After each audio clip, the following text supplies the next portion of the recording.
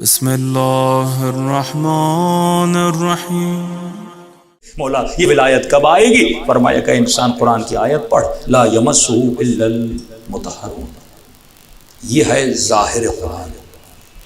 اس قرآن کو بغیر طہارت کے تو مس بھی نہیں کر سکتا۔ جب تو ظاہر قرآن کو بغیر طہارت کے مس نہیں کر سکتا تو باطن قرآن کو کیسے مس کر سکتا ہے؟ ہر چیز کی کنڈیشنز و شرائط ہوتی ہیں۔ دخول ولایت میں آنے کے لیے پہلی شرط ہے طہارت۔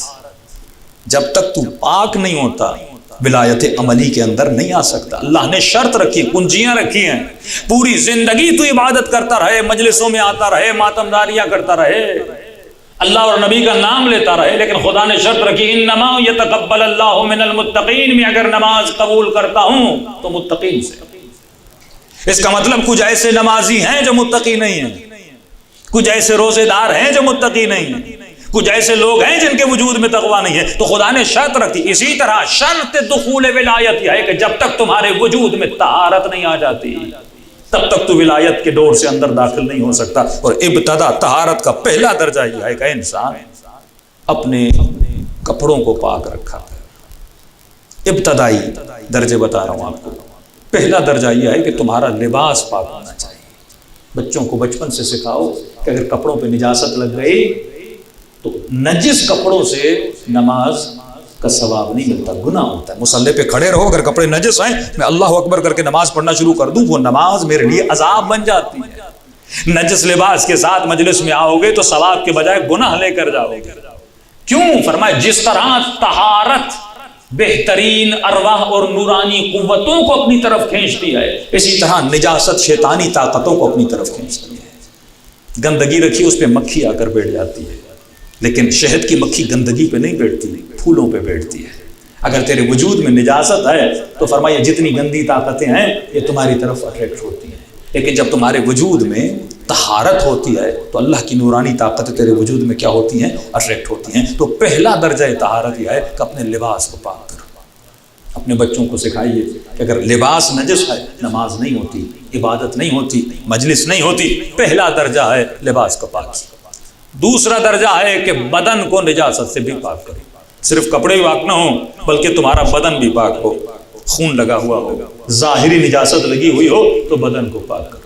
تیسرا درجہ دخول طہارت میں، لیکن اس درجے کو بیان کرنے سے پہلے کیونکہ دونوں کا آپس میں ربط ہے، بدن ظاہری بات کر رہا ہوں، ظاہری طور پہ بدن پاک ہوگا۔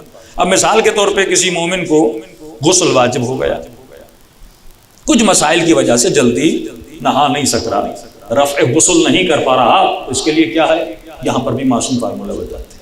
جو خواتین جن پہ غسل واجب ہے یا نجاست کی حالت میں ہیں، کیونکہ نجاست گندی چیزوں کو اپنی طرف کھینچتی جو آپ کو نظر نہیں آتی۔ کئی بچوں پہ اثرات ہوتے ہیں، کئی بچیوں پہ اثرات ہوتے ہیں کیونکہ والدین نے سکھایا نہیں ہے کہ تمہیں ہمیشہ پاک و پاکیزہ رہنا ہے، لیکن کبھی کبھی مجبوری ہوتی ہے، شرعی مجبوریاں ہوتی ہیں کہ انسان نجاست کی حالت میں رہتا ہے۔ اس حال میں کیا کیا جائے؟ آنسو فرماتے ہیں مثلا اگر غسل جنابت واجب ہے یا خواتین پر غسل واجب ہے لیکن خود کو پاک و پاکیزہ نہیں کر پا رہی تو کیا کرنا ہے؟ فرمایا اس حالت میں ہمیشہ وضو کے ساتھ رہا کرو۔ مثلا غسل جنابت میں کھانا کھانا مکروہ ہے، پانی پینا مکروہ ہے، اب میں نہا بھی نہیں پا رہا کچھ مجبوریوں کی وجہ سے، لیکن بھوک بھی لگی ہے، پیاس بھی لگی ہے، تو کروں تو کیا کروں؟ معصوم فرماتے یہاں پر وضو کر لیں، تو وہ کراہت جو ہے وہ کیا ہو جائے گی؟ رفع ہو جائے گی۔ تو پہلی طہارت لباس کی، دوسری طہارت ظاہری جسم کی، تیسرا درجہ جو معصوم فتح جس کا ربط بھی اس کے ساتھ فرماتے ہیں ہمارے چاہنے والے ہمیشہ دائم الوضو رہتے ہیں، ہمیشہ وضو کی حالت میں رہتے ہیں۔ حدیث قدسی بھی آپ کو بتاؤں گا، یعنی مومن علی کا چاہنے والا ہمیشہ وضو کی حالت میں رہتا ہے۔ رسول خدا کے پاس جوان گئے، یا رسول اللہ رزق میں تنگی ہے، روزگار میں تنگی ہے، تو نبی نے فرمایا کیا وضو کے ساتھ رہے؟ تو نہیں رسول اللہ، کہ ہمیشہ حالت وضو میں رہا کرو، اللہ تمہارے رزق و روزی میں برکت عطا کرے گا۔ آیت اللہ بہجت کے پاس ایک بوڑھا آیا اور آقا بہجت نے کہ اس کو میرے قریب لائے، بڑا ملے۔ تو جب بوڑھا گیا تو پوچھا آقا اس کو آپ نے کیوں بولا؟ کہ مجھے اس کے چہرے میں نور نظر آ رہا تھا۔ اور جب بوڑھے سے پوچھا کہ تم ایسا کرتے کیا ہو؟ کہ آقا بہجت کو تمہارے چہرے میں کہ اور کوئی خاص عمل نہیں ہے لیکن ہمیشہ وضو کی حالت میں رہتا ہوں۔ امام رضا کا فرمان سنیے، فرمایا اگر کوئی مومن کسی کام کے لیے جائے اور اس کا کام نہ ہو تو دوش کسی اور کو نہ دے، خود کو دے. کہ مولا کیوں؟ کہ اگر وضو کر کے جاتا تو اس کا کام ہو جانا تھا.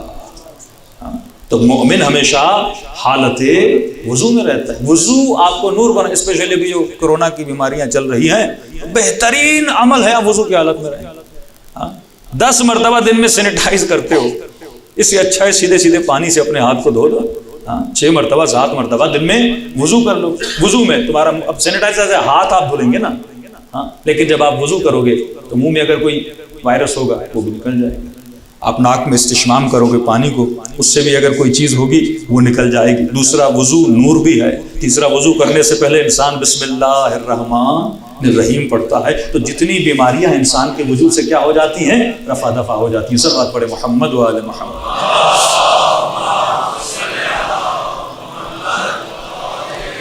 محمد وجل فرم. تو فرمایا ہمارا چاہنے والا ہمیشہ کیا رہتا ہے؟ دائم الوضو رہتا ہے. حدیث قدسی سنیے، اللہ کی آواز آتی ہے، میرے بندے دیکھیے 2 لفظ ہیں عربی میں، ایک وفا ایک جفا.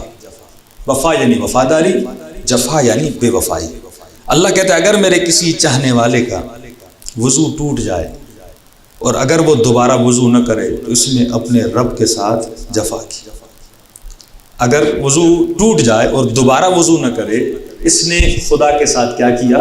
جفا کی.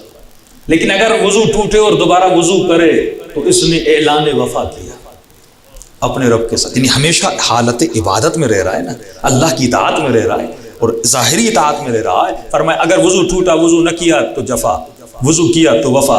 اب اگر وضو کر لیا اور وضو کرنے کے بعد اگر 2 رکعت نماز نہ پڑھے تو اس نے میرے ساتھ جفا کی، اور اگر نماز پڑھے تو اس نے میرے ساتھ وفا کی. کسی مومن نے کہا مولانا وضو کی حد تک تو ٹھیک ہے، لیکن یہ نماز والی جو وفا ہے یہ تھوڑی مشکل ہے. اب ظاہر ہے آفس میں ہیں، کام پر ہیں، چلو وضو میں تو 2-3 منٹ لگ جاتے ہیں، لیکن آدمی 2 رکعت نماز مصلی ڈھونڈے، سجدے کا ڈھونڈے.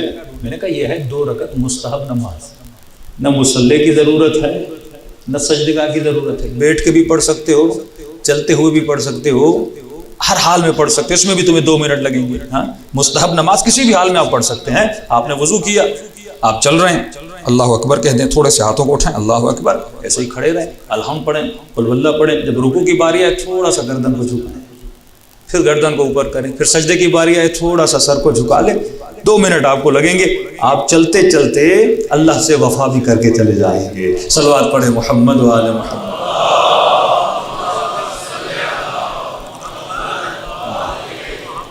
جو مستحب نماز ہے اس کے لیے قبلے کی بھی اتنی شرط نہیں ہے. فَإِنَّمَا تُوَلُّوا فَثَمَّ وَجْهُ اللَّهِ، یہ نماز ہائے مستحبی کے لیے ہے. اگر پڑھ سکتے ہو، مصلی ہے، ہر چیز اویلیبل ہے تو بہتر ثواب یہ ہے کہ انسان مصلی پہ پڑھ لے. لیکن اگر اویلیبلٹی گاڑی پہ آدمی ہے، وضو کیا، ہاسپٹل میں ہے، اپنے کام پر ہے، کہیں پر بھی ہے، تو چلتے چلتے آدمی 2 منٹ لگتے ہیں. لیکن کسی سے بات نہ کرو، اس 2 منٹ میں اپنی نماز کو ادا کر دو. تو کہا وضو ٹوٹا، وضو کیا تو وفا کی، وضو کیا 2 رکعت نماز پڑھی تو وفا کی. اگلا جملہ بڑا نورانی ہے. اب اگر 2 رکعت نماز پڑھ لی، اب اگر مجھ سے دعا نہ کرے تو جفا کی. وہ صلا بھی دیتا ہے، وہ کریم رب ہے. وضو ٹوٹا، وضو کیا تو وفا کی، وضو نہ کیا تو جفا کی. 2 رکعت نماز نہ پڑھی تو جفا کی، 2 رکعت نماز پڑھی تو وفا کی. اب اگر نماز پڑھنے کے بعد مجھ سے کچھ مانگتا نہیں تو بھی جفا کی، اور اگر مجھ سے کچھ مانگتا ہے تو وفا کی. اگلا جملہ اور نورانی. اب اگر میں اپنے بندے کی دعا کو قبول نہ کروں تو میں نے اس سے جفا کی.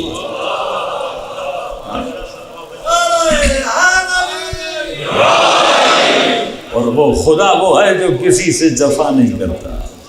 خدا وفا ہی وفا کرتا ہے.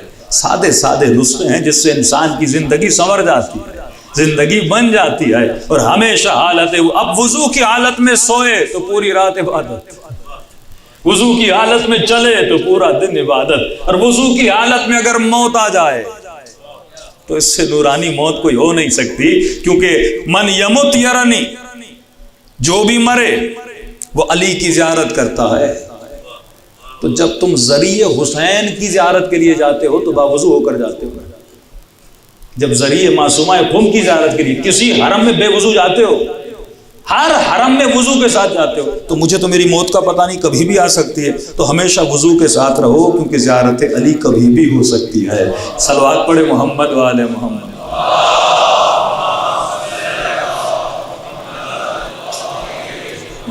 عجل فرجهم. تو یہ پہلا اسٹیج ہے. دیکھیے عادتوں کی مثال جو ہے نا وہ کچے دھاگوں کی طرح ہے. جب آپ ایک دن کرتے ہیں کچا دھاگا بن جاتا ہے, ایک مہینہ کیا تھوڑا دھاگا مضبوط ہوتا ہے, لیکن یہ دھاگا کبھی بھی ٹوٹ سکتا ہے. ہاں ایک مہینہ کا مولانا میں 6 مہینے نماز شب پڑھتے, یعنی قصے جو لوگ پرانے سناتے ہیں, جوانی میں اتنے دن میں نے نماز شب, ابھی پڑھتے ہو کہ نہیں؟ جوانی کو چھوڑ دو, پچھلے زمانے, ابھی بتاؤ آج کیا کر رہے ہو؟ معیار تمہارا آج ہے, معیار تمہارا کل نہیں ہے. تو جب تم ریپیٹڈلی ایک عمل کو کرتے ہو کچے دھاگے سے مضبوط ہوتا ہے. معصوم فرماتے ہیں اگر بہت زیادہ کرو نا اس عمل کو تو وہ کچے دھاگے سے زنجیر بن جاتی ہے, اور جب یہ لوہے کی زنجیر بن گئی پھر اسے دنیا کی کوئی طاقت توڑ بھی نہیں سکتی. پھر وہ زندان شام میں بھی ہو تو سیدہ زینب نماز شب پڑھتی ہوئی نظر آتی ہے. یہ مضبوط زنجیروں کی مثالیں ہیں کہ راسخ ہو گئی تھی عبادت خدا اور عبادت پروردگار عالم اہل بیت اور اولاد اہل بیت کے وجود میں, کیونکہ انہوں نے ریپیٹڈلی اپنی اعمال کو کیا دیا تھا, انجام دیا تھا. ہمارے ایک دوست سے کہتے مولانا میں نفس کی غلبہ بتا رہا ہوں آپ پر, کہتے ہیں مولانا میں کوئی 7 سال سے دائم الوضو, 7 سال سے, بڑا عرصہ ہوتا ہے 7 سال. کہہ رہے آج بھی جب وضو ٹوٹتا ہے نا, اب جو بندہ 7 سال سے ریگولر وضو ٹوٹے وضو کرے وضو ٹوٹے وضو کرے, کہ آج بھی جب وضو ٹوٹتا ہے نا, وضو کے اندر سے نفس کہتا ہے چھوڑ دو.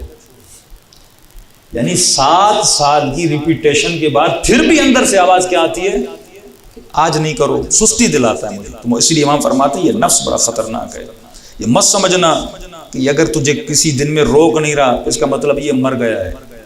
مولا تشبیہ دیتے ہیں, فرماتے ہیں تمہارے نفس کی مثال سانپ کی طرح ہے.